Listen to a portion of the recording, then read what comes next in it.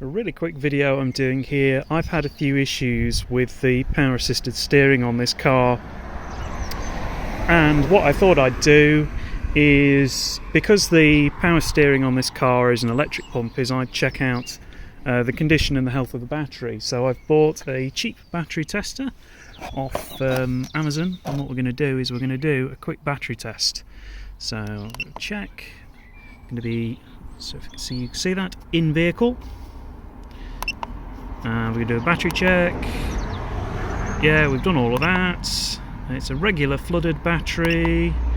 We're going to test the cold cranking amps, and it's a 700 amp hour battery, as you can see by that 700A at the end there. Whoa there, sunshine. Right, so what I've just said there is a complete load of nonsense. It's 700 cold cranking amps, not 700 amp hours.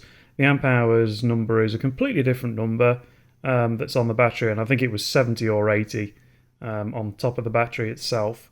Unfortunately, that is not the first time I make that mistake in this video, but never mind. Anyway, let's get back to it. And we are going to hit enter and see whether or not this battery is healthy or not. And the result is good battery, 272 amp hours. So the steering issues are not related to the battery, which is both good because it means I don't have to buy a new battery, but also bad because I still don't know why the steering on this car occasionally goes heavy. The other thing I might do actually is just fire this up, because if we exit back, I think, yeah, so we've got a voltage reading there, so I'm curious to see what kind of voltage reading we'll get with it running, just to see if I can see what the charging voltage is. I suspect it's fine, because if the battery's sound, then I suspect that number's going to be fine as well, but I'm just going to do it anyway and have a look at what that number looks like as it's idling. Okay, it's making diesel combobulating noises, and voltage is, oh, that's quite high actually. Oh no, 14.91, 14.96. If anything, that's a little on the high side, I would have thought. 14, I'm surprised it's 15 volts, it does seem a little high.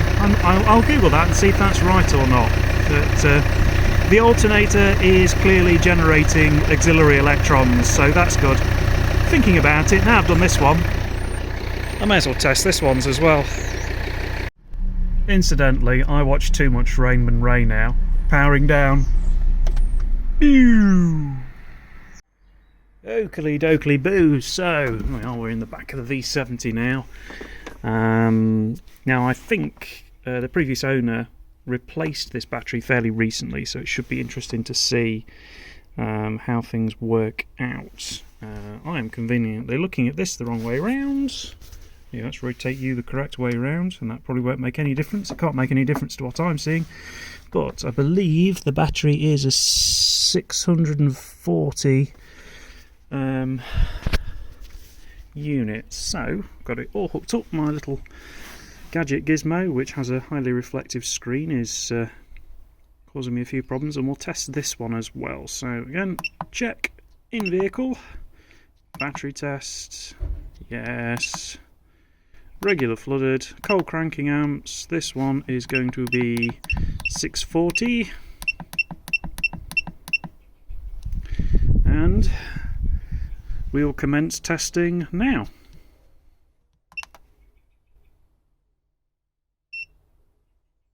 Good recharge. So the numbers on that one, 470. That's quite low. But to be fair, I haven't driven this car for about 2 weeks, so I guess it's not much of a surprise that it is a little bit low. Again, what I'm going to do now, like I did with the XC60, is I just want to see what that sort of voltage number is sitting at when the car's running. I'd expect the voltage to go quite up high initially and then probably drop back down to somewhere normal, so I'll go and fire her up now.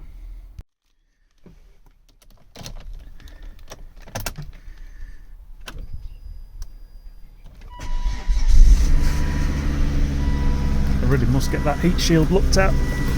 Oh. down so I don't lock myself out, although I have got the boot open, to be fair.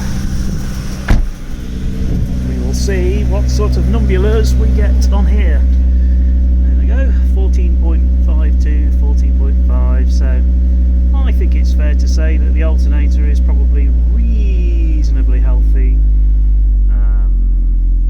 on this one as well, which is good.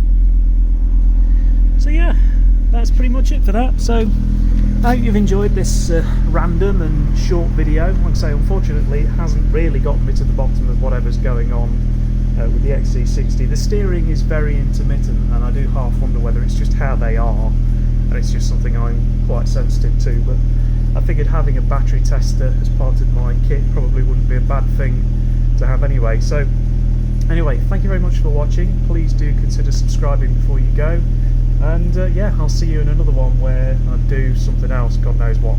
Cheerio! Ray, what have you done to me, Ray? Powering down. Boo!